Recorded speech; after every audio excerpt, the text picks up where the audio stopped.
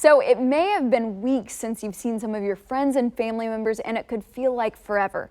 Bill spoke to a mental toughness expert and the author of The Emotional Marine, Eric Rittmeyer, about the smile factor and why now is the time to rebuild relationships.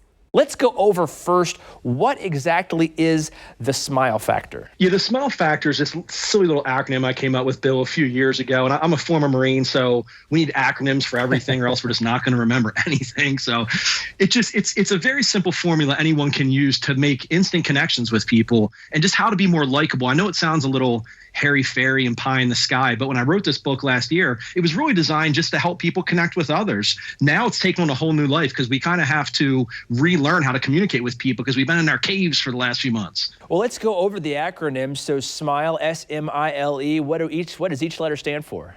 Yeah, start off with the S. It's just show me respect is the first one. And this is simple. I'm not talking yes, sir, no, ma'am. I'm talking eye contact, undivided attention, letting somebody finish their thoughts.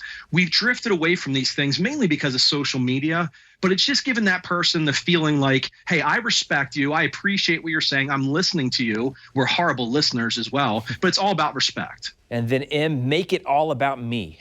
Yeah, this one's great, Bill. And the acronym for that one's FROM. It's F-R-O-M. And it stands for family, recreation, occupation, and motivation. And the way you use that acronym is when you meet somebody to try to find something that you have in common with them based on one of those four categories. Once you find something you have in common with them, ask more questions, get more inquisitive, make that person feel like whatever they're talking about, you feel it, you like it. So find commonalities amongst one of those things. And then let's get to L, which of course is my favorite. We've got to make people laugh, right? Make me laugh. This is the easiest one, Bill. And with a head like this, I can stir up a laugh, no problem at all. But everybody, we live in this serious society right now. I call it the outrage culture. Everybody's so angry for no reason. Let's laugh. Let's be silly. Let's be goofy. Let's mess with the person that's waiting in line behind us at the gas station. Make people laugh. It's the easiest way to build a connection. And E is earning my trust. Is this trust like I can tell you my deepest, darkest secrets, or what type of trust are we looking for here?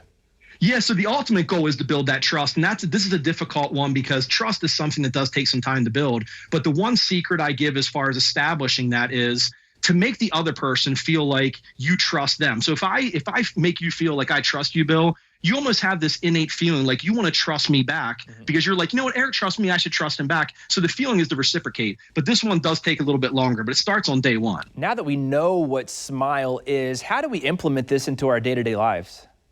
It's being aware of it. I got to tell you, Bill, when I wrote this book, again, I wrote it for normal connections. I got to tell you the one group of people who have really benefited from this, it's the guys, it's the men, because I tell like a lot of my friends, people read this book, I'm like, this is a way you want to connect with ladies.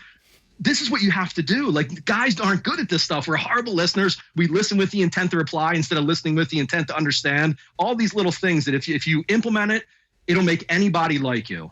Dude, you like nailed me in like a heartbeat right there. Listen with the intent to reply. Already I'm thinking about what I'm going to reply with instead of what I should be focusing on. That's perfect right there. I love that. Let's talk a little bit about mental toughness and our emotional intelligence and how SMILE can help us out in both of those categories.